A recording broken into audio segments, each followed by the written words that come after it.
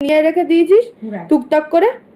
You SAT up মামাম, তোমার দোষ আমি হতে দেবো না কাউকে, যাতে কেউ না বলতে পারে প্রীতম উল্টো পাল্টা বলেছে, মা উল্টো পাল্টা। আমি প্রীতমেরও যেমন ভালো চাইবো, তোমারও ভালো চাইবো, যা বলবো আমি, কারণ আমি কারোর কথায় আমার আসা যায় না কে কি আমাকে বলছে, কারণ সবকটা দোগলাবাজ।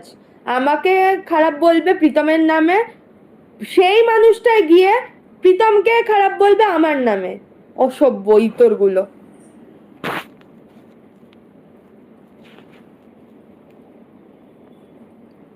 যেদিনকে কেস করতে এসছে আমার সাথে ভিডিও করার জন্য ছটপট করছে সবাই। ভিডিও মানে ফেসটা দেখাতে হবে না, আর্নিংটা তো করতে হবে, আর্নিং ছাড়া কিছু হবে না।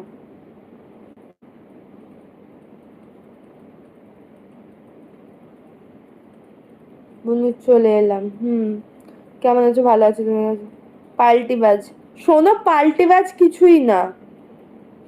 মুখে আমি যেটা বলি, আমার প্রত্যেকটা লাইভে দেখো প্রীতমের সাথেই থাকি, প্রীতমের ভুল করলে প্রীতমকে বলি, ভুল যেটা করে না সেটা যখন প্রীতমের নামে দোষ চাপানো হয় প্রীতমের হয়েই বলি, কারণ আমি যদি প্রীতমের সাথে ঝামেলা হয় সেটাও বলি, প্রীতম যেটা দোষ করবে না সেটাও বলি। এই পাল্টিবাজ জিনিসটা দু নৌকায় পা দিয়ে আমি চলি না। দু নৌকায় পা দিয়ে চললে না এতদিনে 4-5টাকে নিয়ে ঘুরে বেড়াতাম, বা অন্য কাউকে বিয়ে করে নিতাম, বা অন্য জনের সাথে সেটেল হয়ে যেতাম, ওর জন্যই অপেক্ষা করতাম না। পাল্টিবাজ রিমিকে বলবে না অন্ত। হ্যাঁ বলতে পারো, তোমাদের সেটা তোমাদের ইচ্ছে, বলো।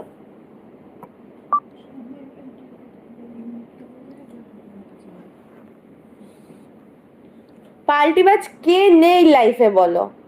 যারা আজ রিমির হয়ে বলছিল কিছুদিন আগে প্রীতমকে জানায় তাই বলছিল, তারা কিছুদিন আগে প্রীতমের ফরে ছিল, রিমিকে জানায় তাই বলেছে। তারপরে এখন প্রীতম রিমি দুজনেই খারাপ, এরা প্রচন্ড খারাপ। রিমি তো সাইকো, রিমি তো পাগল, আয় ভাই আমাকে এসে চিকিৎসা করা।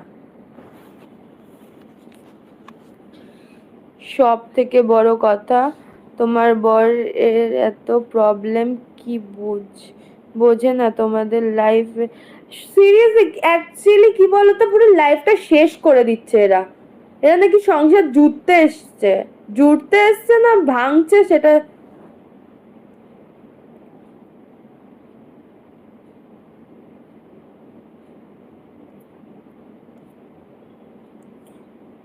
কিউটের দিব্যা, আমি কিউট না গো, আমি বহুত ঝাল।